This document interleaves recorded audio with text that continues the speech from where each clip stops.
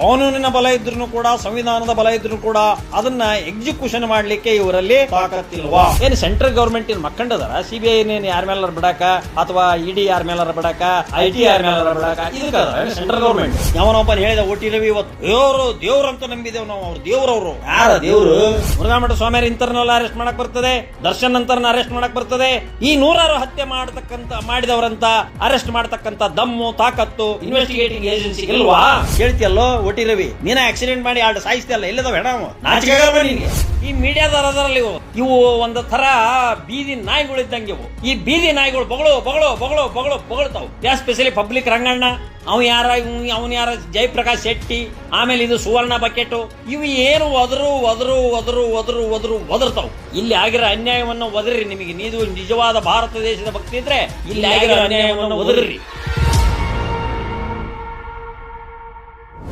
Today I want to talk about Soujanya case, Ananya Bhat case. Ananya Bhat ಅವರು MBBS student. ಅಲ್ಲಿ ಧರ್ಮಸ್ಥಳದಲ್ಲಿ ಆ ಒಂದು MBBS ಸ್ಟೂಡೆಂಟು ನಾಪತ್ತೆ ಆಯಿತು. ನಾಪತ್ತೆ ಆದರೆ ಕಂಪ್ಲೇಂಟ್ ಇಲ್ಲ, ಎಂಥದ್ದು ಇಲ್ಲ, ಡೆಡ್ ಬಾಡಿ ಇಲ್ಲ, ಏನೂ ಇಲ್ಲ. ಈಗ ಒಬ್ಬನು ಕೋರ್ಟ್ನಲ್ಲಿ 164 ಸ್ಟೇಟ್ಮೆಂಟ್ CRPC ಕೆಳಗೆ ಸ್ಟೇಟ್ಮೆಂಟನ್ನು ಕೊಟ್ಟಿದ್ದಾನೆ. 164 statement, it is nothing but the confession statement of on accused. He is an accused, approver. He admitted that he buried some of the dead bodies belongs to the crimes, assassination ಆದವು, ಹತ್ಯೆ ಆದವಂತ, ಅವು ಯಾವುದೇ ರೀತಿಯಿಂದ unnatural ಆಗಿ death ಆದಂಥ ಬಾಡಿಗಳನ್ನು ಹೂಳಿದ್ದೇನೆ ಅಂತೇಳಿ 164 ಸ್ಟೇಟ್ಮೆಂಟ್ನಲ್ಲಿ ಅವನು ಹೇಳಿದ್ದಾನೆ ಅಂತ ಅವರ ಲಾಯರ್ಗಳನ್ನ ಅಭಿಪ್ರಾಯವನ್ನು ಮಂಡಿಸಿದ್ದಾರೆ. ಮತ್ತು ಈ ಒಂದು ಆಧಾರವನ್ನು ಇಟ್ಕೊಂಡು ಮುಂದೇನಾಗ್ಬೋದು, ನಾನು ಒಬ್ಬ ಲಾಯರ್ ಆಗಿ ಮುಂದೆ ಏನು ಹೋಮ್ ಡಿಪಾರ್ಟ್ಮೆಂಟ್ ಇದೆ, ಗೃಹಾಲಯ ಇಲಾಖೆ ಇದೆ, ಪೊಲೀಸ್ ಇಲಾಖೆ ಇದೆ, intelligence agency of state intelligence, they should take the investigating agency belongs to the state, CID, COD or police department or SIT. ಅದರಲ್ರಿ ಚಂದನ್ ಅಂತ ಇನ್ಸ್ಪೆಕ್ಟರ್ಗಳು, ಚಂದನ್ ಅಂತ ಒಬ್ಬ ಕಮಿಷನರ್ಗಳು ಅದರಲ್ಲ, ಪೊಲೀಸ್ ಕಮಿಷನರು, ಇಂಥವ್ರನ್ನೆಲ್ಲ ಹಚ್ಚ್ರಿ. ಇವರೆಲ್ಲ ಸೇರಿ ದರ್ಶನನ್ನಾದರೆ within half an hour arrest ಮಾಡ್ಕೊಂಡು ತೊಗೊಂಬಂದು ಅರೆಸ್ಟ್ ಮಾಡಿ ಒಳ ಹಾಕಿದರು. ಸಂಜನಾ ಗರ್ಲಾನಿ ಅಂತವ್ರನ್ನ ಅರೆಸ್ಟ್ ಮಾಡಿದರು. ರಾಗಿಣಿ ಒಬ್ಬ ವುಮೆನ್ ಗಾಂಜಾ ಕೇಸ್ನಲ್ಲಿ ತಂದು ಹಾಕಿದರು. ಹಾಗಾದರೆ ಈ ಹಲವಾರು ಹತ್ಯೆಗಳಾಗಿದ್ದರೆ ಅದನ್ನು ಇನ್ವೆಸ್ಟಿಗೇಷನ್ ಮಾಡಿ ಎವಿಡೆನ್ಸ್ ಇಟ್ಕೊಂಡು ಅರೆಸ್ಟ್ ಮಾಡಲಿಕ್ಕೆ ಇವರಿಗೆ ಯಾವುದೇ ಕಾನೂನಿನ ತಾಕತ್ತು ಬಲ ಇಲ್ವಾ? ಕಾನೂನಿನ ಬಲ ಇದ್ರೂ ಕೂಡ ಸಂವಿಧಾನದ ಬಲ ಇದ್ರೂ ಕೂಡ ಅದನ್ನು ಎಕ್ಸಿಕ್ಯೂಷನ್ ಮಾಡಲಿಕ್ಕೆ ಇವರಲ್ಲಿ ತಾಕತ್ತಿಲ್ವಾ? ಇದು ಸಾರ್ವಜನಿಕರ ಪ್ರಶ್ನೆ ಆಗ್ತದೆ. ಒಂದು ಜೀವವನ್ನು ಹತ್ಯೆ ಮಾಡಲಿಕ್ಕೆ ಎಂಥವರಿಗೂ ಇಲ್ಲ ಅಧಿಕಾರ. ಯಾವ ನ್ಯಾಯಾಂಗಕ್ಕೂ ಹತ್ಯೆ ಮಾಡುವಂಥ ಅಧಿಕಾರ ಇಲ್ಲ, ಯಾವ ಅಡ್ಮಿನಿಸ್ಟ್ರೇಟಿವ್ ಬಾಡಿಗೂ ಇಲ್ಲ, ಯಾವ ಲೆಜಿಸ್ಲೇಷನ್ಗೂ ಇಲ್ಲ, ಪ್ರಧಾನಮಂತ್ರಿಗೂ ಇಲ್ಲ ಹತ್ಯೆ ಮಾಡೋದು. Unless the law given some opportunities. Encounter, ಟೆರರಿಸ್ಟ್ಗಳನ್ನ ಎನ್ಕೌಂಟರ್ ಮಾಡೋದು, ಏನು ಅಪರಾಧಿಗಳನ್ನು ಗಲ್ಲು ಶಿಕ್ಷೆಗೆ ವಹಿಸುವಂಥ ಅಧಿಕಾರ ವ್ಯಾಪ್ತಿ ಗೌರವಾನ್ವಿತ ಸುಪ್ರೀಂ ಕೋರ್ಟ್ ಅಥವಾ ಹೈಕೋರ್ಟ್ಗಳಿಗೆ ಇದೆ. ಗಲ್ಲು ಶಿಕ್ಷೆಯನ್ನು ಕೊಡುವಂಥ ಒಂದು ಅಧಿಕಾರ ವ್ಯಾಪ್ತಿ ಮಾನ್ಯ ಜಿಲ್ಲಾಧಿಕಾರಿಗೆ, ಜಿಲ್ಲಾ ನ್ಯಾಯಾಲಯದಿಂದ ಹಿಡಿದು ಹೈಕೋರ್ಟ್ನಿಂದ ಹಿಡಿದು ಏನು ಗೌರವಾನ್ವಿತ ಸುಪ್ರೀಂ ಕೋರ್ಟ್ವರೆಗೂ ಅಧಿಕಾರ ವ್ಯಾಪ್ತಿ ಇದೆ. ಏನು ಜಿಲ್ಲಾ ನ್ಯಾಯಾಧೀಶರು ಸತ್ರ ನ್ಯಾಯಾಧೀಶರಿಗಿಂತ ಅಂದರೆ ಡಿಸ್ಟ್ರಿಕ್ಟ್ ಆ್ಯಂಡ್ ಸೆಷನ್ಸ್ ಜಡ್ಜ್ ಅವರನ್ನು ಹೊರತುಪಡಿಸಿದ JMFC or chief judicial magistrates, they are not having any jurisdiction to impose the purely tribal by the sessions cases. Those who are exclusively tribal by the Honorable Sessions Court, the judicial magistrate first class courts have no jurisdiction to impose the death punishment. But anyhow, the JMFC court having the jurisdiction to impose the up to highest level is life imprisonment. ಈಗ 409, 408 ಮತ್ತು 426 IPC ಕೆಳಗೆ 426 grievous hurt, 326A ಇಂಥದ್ರಲ್ಲಿ life ಇಂಪ್ರಿಸನ್ಮೆಂಟನ್ನು ಕೊಡಲಿಕ್ಕೆ ಅಧಿಕಾರ ವ್ಯಾಪ್ತಿ ಇದೆ. 323 simple imprisonment and 324 the injury sustained deadly using of deadly weapons and 325 heavily injury, serious injury, 326 is grievous hurt. In such a cases, the JMFC court having the jurisdiction to impose the life imprisonment if the offence proved under section 326 of IPC. This is World Act, I am saying that. So, ಇಲ್ಲಿ investigating agency including the Home Minister and the Chief Minister of Karnataka shall take appropriate action against the person who are committed an offenses. Involved ಆಗಿರೋರು, keyboard ಯಾರಿದ್ದಾರೆ, ಅಲ್ಲಿ ಇದನ್ನು ಮುಚ್ಚಿ ಹಾಕಿರೋರು ಯಾರು, ಅಬೇಟರ್ಸ್ ಯಾರು, ಅಲ್ಲಿ ಆ ಧರ್ಮಸ್ಥಳದ ಆಜುಬಾಜುನಲ್ಲಿ ನಡೆದಂಥ ಹತ್ಯೆಗಳು, ನೂರಾರು ಹತ್ಯೆಗಳ ಬುರುಡೆಗಳನ್ನು ನಾನು ಮಾಡಿದ್ದೀನಿ ಅಂಥೇಳಿ ನಾನು ಆ ಬುರುಡೆಗಳನ್ನು ಹೂತಿದ್ದೀನಿ, ಇಂಥವ್ರು ಇನ್ವೆಸ್ಟಿಗೇಷನ್ ಮೇಲೆ ಮಾಡಿದ್ದೀನಿ ಅಂತೇಳಿ ಆ ಒಂದು ಮನುಷ್ಯ ಅಡ್ಮಿಷನ್ ಅಪ್ರೂವಲ್ ಆಗಿ 164 ಸ್ಟೇಟ್ಮೆಂಟ್ನಲ್ಲಿ ಕನ್ಫೆಷನ್ ಏನು ಕೊಟ್ಟಿದ್ದಾರೆ ಆನರಬಲ್ ಜುಡಿಷಿಯಲ್ ಮ್ಯಾಜಿಸ್ಟ್ರೇಟ್ ಕೋರ್ಟ್ನಿಂದ, ಆ ಒಂದು ಸ್ಟೇಟ್ಮೆಂಟಿನ ಆಧಾರದ ಮೇಲೆ police, jurisdictional police or the state police or CID including the CBI, ಏನು ಸೆಂಟ್ರಲ್ ಗೌರ್ಮೆಂಟಿನ ಮಕ್ಕಂಡದಾರ, CBI ಏನೇನು ಯಾರ ಮೇಲಾರ ಬಿಡಾಕ, ಅಥವಾ ED ಯಾರ ಮೇಲಾರ ಬಿಡಾಕ, ಅಥವಾ IT ಯಾರ ಮೇಲಾರ ಬಿಡಾಕ, ಇದಕ್ಕದಾರ ಏನು ಸೆಂಟ್ರಲ್ ಗೌರ್ಮೆಂಟ್? ಅಫೆನ್ಸ್ ಎಲ್ಲಿ ನಡೆದಿದೆ?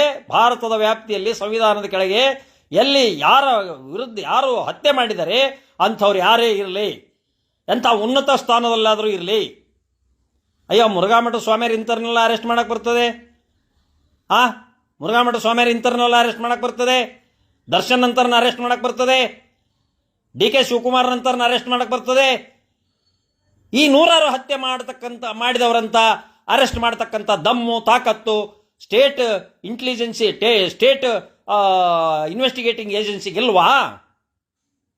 ಅಥವಾ ಸೆಂಟ್ರಲ್ ಬ್ಯೂರೋ ಆಫ್ ಇನ್ವೆಸ್ಟಿಗೇಷನ್ಗೆ ಇಲ್ವಾ?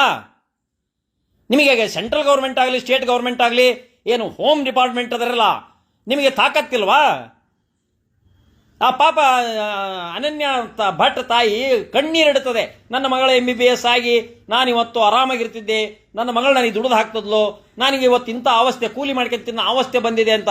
ಅಂಥವರ ಕಣ್ಣೀರಿನ ಗೋಳು ಆ ರಕ್ತಮಯವಾದಂಥ ಆ ಮಗುವಿನ ಏನು ರೇಪ್ ಮಾಡಿ ಮರ್ಡರ್ ಮಾಡಿದ್ರು, ಏನು ಮಾಡಿದ್ರು ಅಂತ ರಕ್ತ ಪಿಪಾಸಿಗಳನ್ನು ಹಿಡಿದು ಅರೆಸ್ಟ್ ಮಾಡಿ ಒಗೆಯುವಂಥ ಕೆಲಸ state government. It is guarantees the constitution has given the power to safeguard every person life.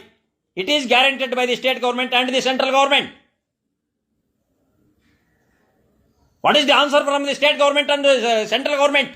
That too in the home ministry. ಏನು ಗೆಣಿಸ್ಕೊಂಡು ಕರಿತಾ ಇದೀರಿ ನೀವು? ಜನಸಾಮಾನ್ಯ ಪ್ರಜೆಗಳು ಇಲ್ಲಿ ಪ್ರಭುಗಳು, ಪ್ರಜೆಗಳು ಕೇಳ್ತಾ ಇದಾರೆ ನಿಮ್ಮನ್ನ, ತಾಕತ್ತನ್ನು ಇಲ್ಲಿ ತೋರಿಸಿ. ಆ ಸಂಗೀತ ಗರ್ಲಾನಿ ಒಳಗೆ ಹಾಕೋದು, ಆ ಈ ರಾಗಿಣಿನ ಒಳಗೆ ಹಾಕಿದ್ದು, DK ಶಿವಕುಮಾರ್ ಹಾಕಿದ್ದು, ದರ್ಶನ್ ಹಾಕಿದ್ದು, ಈ ಮೀಡಿಯಾದರಲ್ಲಿ ಇವು ಒಂದು ಥರ ಬೀದಿ ನಾಯಿಗಳಿದ್ದಂಗೆ ಇವು.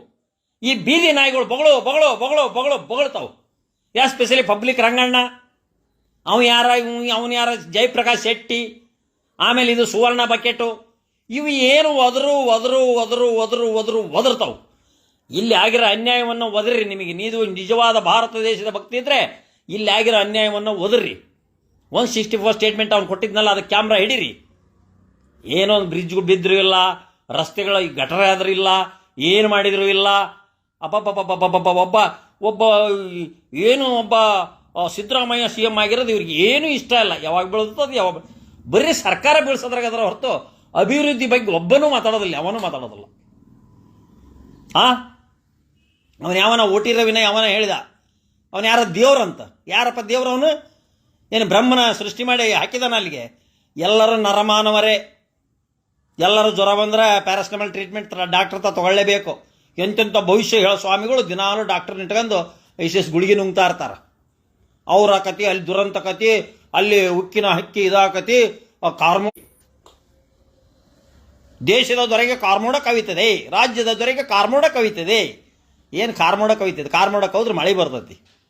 ಸುಳ್ಳೆ ಹೇಳೋದು. 2006ರಾಗ ಈ ದೇಶದ ಉನ್ನತ ಮಹಿಳೆ ಸಾಯ್ತಾಳೆ ಅಂತ ಹೇಳಿದ್ರು. ಉನ್ನತ ಮಹಿಳೆ ಅಂದ್ರೆ ಆಗಿನ ಕಾಲಕ್ಕೆ ಯಾರು Sonia Gandhi, he was the highest lady in the India. ಈ ದೇಶದಲ್ಲಿ ಉನ್ನತ ಮಹಿಳೆ ಸಾಯ್ತಾರೆ ಅಂತ ಹೇಳಿದ್ರು. ಅದು ಯಾರಾಗ ಸ್ವಾಮಿಯರು ಭವಿಷ್ಯನ. ಯಾರು ಸಾಯಲಿಲ್ಲ ಇಲ್ಲ. ಜ್ಯೋತಿಷಿಗಳು ಎಲ್ಲ ಸ್ವಾಮಿಗಳು ಎಲ್ಲರೂ ಯಾರ ಮೈಯಾಗ ದೇವ್ರು ಬರೋದಲ್ಲ, ಏನೇನು ಬರೋದಲ್ಲ. ಇವ್ರ ಮೈಯ ದೆವ್ವನೂ ಬರೋದಲ್ಲ, ದೇವರು ಬರೋದಲ್ಲ, ಏನೂ ಬರೋದಲ್ಲ. ಯಾವ ನರ ಮನುಷ್ಯನು ಸಹಿತ ಯಾವ ದೇವಮಾನವನು ಅಲ್ಲ ಅವರು. ಯಾವನೊಬ್ಬನ ಹೇಳಿದ OT ರವಿ ಇವತ್ತು ದೇವ್ರಂತ ನಂಬಿದೆವು ನಾವು. ಅವ್ರು ದೇವ್ರವರು. ಯಾರ ದೇವರು? ಎಲ್ಲಿದಾವ ಹೆಣ? ಯಾರು ಎಲ್ಲೈತಿ ಹೆಣ? ಸೌಜನ್ಯದ ಹೆಣ ಐತಾ? ಸೌಜನ್ಯ ಅದಲ್ಲ ಜೀವಂತ. ಕೇಳ್ತಿಯಲ್ಲೋ OT ರವಿ, ನೀನ ಆಕ್ಸಿಡೆಂಟ್ ಮಾಡಿ 2 ಸಾಯಿಸ್ತಿಯಲ್ಲ, ಎಲ್ಲಿದಾವ ಹೆಣ? ಅವ ನಾಚಿಕಾಗಲ್ವ ನಿನಗೆ? ದೇವ್ರಂತೀವಿ ಅವನಿಗೆ. ನಿನ್ನ ಮನೆಯಾಗ ಹುಟ್ಟಿದ ತಂದೆ ತಾಯಿ ದೇವರು ಅನ್ನೋ. ನಿನ್ನ ಹುಟ್ಟಿಸಿದಾರಲ್ಲ ತಂದೆ ತಾಯಿ, ನಿಮ್ಮ ತಂದೆ ತಾಯಿ ಅವ್ರಿಗೆ ದೇವರು ಅನ್ನೋ. ನಾನು ಅದಾರ ನೋಡಿಲ್ಲ, ನನ್ನ ಹುಟ್ಟಿಸಿದ ತಂದೆ ತಾಯಿ ಇಲ್ಲದಾರ, ಇವ್ರನ್ನ ನಾನು ದೇವರು ಅಂತಾನೆ. ಗೊತ್ತಾತ? ಇವ್ರು ಅದಾರಲ್ಲ, ಇವರು ನನ್ನ ಹುಟ್ಟಿಸಿದ ನನ್ನ ತಂದೆ ತಾಯಿಗಳು. ಮೇಲೆ ಸಮಾನತೆ ಹರಿಕಾರ ಬಸವಣ್ಣವ್ರನ್ನ ಇಟ್ಕೊಂಡದೇನಿ ನೋಡಿ. ಏನ್ರಿ ಮಾತಾಡ್ತಾರ ಅಂದ್ರೆ ಏನು ಮಾನ ಮರ್ಯಾದೆ ಬೇಡವಾ? ಹೆಣ್ಮಕ್ಳ ರಕ್ಷಣೆ ಬೇಡವಾ ಈ ದೇಶದಾಗ, ಈ ರಾಜ್ಯದಾಗೆ? ಒಬ್ರು ಕೇಳಾರಿಲ್ವಾ? ಏನು ಗಲ್ಲಿಗೆ ಹಾಕ್ತೀರ? ಏನು ಮರ್ಡರ್ ಮಾಡ್ತೀರ? ಏನು ನಿಮಗೆ ಸಹ್ಯ ತಾಕತ್ತಿರೋದು? ಈ ದೇಶದಲ್ಲಿ ಯಾರು ಪ್ರಜೆಗಳಿಗೆ ಧ್ವನಿ ಇಲ್ಲೇ ಅಲ್ವಾ? ಈ ದೇಶದಲ್ಲಿ, ಈ ರಾಜ್ಯದಲ್ಲಿ ಯಾರು ಗಂಡಸರು ಇಲ್ಲೇ ಅಲ್ವಾ? ಕಾನೂನು ಸತ್ತೋಗಿದೆಯಾ? ಸಂವಿಧಾನ ಸತ್ತೋಗಿದೆಯಾ? ಸರ್ಕಾರ ಸತ್ತೋಗಿದಾವ? ಏನು ಹೊಗಳೇ ಬಿಡ್ತೀರಲ್ಲ ಸೆಂಟ್ರಲ್ ಗೌರ್ಮೆಂಟು, ರಾಜ್ಯ. ಮನೆಗೆ ಹೋಗ್ರಿ, ಕೊಡ್ರಿ ಅಧಿಕಾರ. ಚಂದನ್ ಅಂತ ಇನ್ಸ್ಪೆಕ್ಟರ್ ಅದಾರಲ್ಲ ಈಗ, ಅಂತಾರೆ ಕೊಡ್ರಿ. ಒಂದು 10, 15, 20 ಮಂದಿ ಟೀಮ್ ಮಾಡಿ SIT ಮಾಡಿ ಕಡ್ರಿ. ಯಾಕೆ ಅರೆಸ್ಟ್ ಮಾಡೋಕ್ಕಾಗೋದಿಲ್ಲ? ಏನು ಇವ್ರನ್ನೇನು ಮುತ್ತಿಗೆ ಹಾಕಿಕೊಡ್ತಾರ? ಕಾನೂನಿಲ್ವಾ? ಅದು ಸರ್ಕಾರ ಬೀಳಿ ಮತ್ತೊಂದು ಬೀಳಿ, ಮನುಷ್ಯನಿಗೆ ಒಂದು ಗಟ್ಟಿಯಾದಂಥ ಒಂದು ಇದು ಬೇಕು. ಹೋಗಿ ಮಂತ್ರಿಗಳೇ ಹೋಗಿ ಕಾಲಿಗೆ ಬೀಳೋದಲ್ಲ, ಅದರ ಅವಶ್ಯಕತೆ ಇಲ್ಲ. ಜನರ ಪ್ರತಿನಿಧಿಯಾಗಿ ಚೀಫ್ ಮಿನಿಸ್ಟ್ರು ಹೋಗಿ ಅಲ್ಲಿ ನಮ್ಮ ಸಿದ್ದರಾಮಯ್ಯನವರು ಅಂಥವ್ರಿಗೆಲ್ಲ ದೇವದೂತ ಅಂತೇಳಿ ಹೋಗಿ ಕಾಲಿ ಬೀಳೋಂಥ ವ್ಯಕ್ತಿ ಅಲ್ಲ. ಗೌರವಾನ್ವಿತ ಮುಖ್ಯಮಂತ್ರಿ ಸಿದ್ದರಾಮಯ್ಯನವರೇ, ಈ ವಿಚಾರವಾಗಿ 20 ತಲೆಬುರುಡಿಗಳು, 20-30 ತಲೆಬುರುಡಿಗಳು, 100 ತಲೆಬುರುಡಿಗಳನ್ನು ಹೋಗದಿದ್ದೇನೆ ಅಂತೇಳಿ ಒಂದು ತಲೆಬುರುಡೆ ತಂದು 164 ಸ್ಟೇಟ್ಮೆಂಟ್ ಮಾಡಿದ್ದನ್ನ, this is very biggest issue in the Karnataka. If you want to safeguard the life of the women's and men's unnatural deaths,